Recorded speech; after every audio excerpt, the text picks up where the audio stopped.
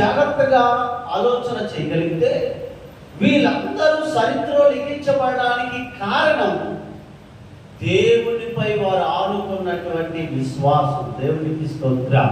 అందుకే మొదట ఉన్నది ఆ మాట, వారు విశ్వాసము ద్వారా. ఎవరు వారు అంటే ఈ పరిశుద్ధ గ్రంథములో ఉన్న భక్తులు, సేవకులు, ప్రవక్తలు, బోధకులు, యోధులు, యుద్ధవీరులు, సైనికులు అనేక మంది ఉన్నారు.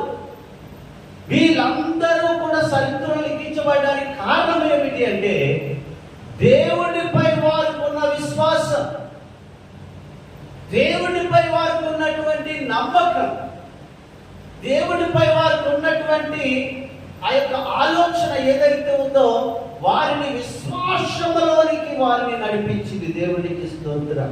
ప్రియమైన దేవుని బిడ్డలారా, ఇందులో ఒక మాట నాకు చాలా బలము కలిగిస్తూ ఉంది. అగ్ని బలమును చల్లార్చిరి. ఎవరు ఈ అగ్ని బలమును చల్లార్చిన వారు?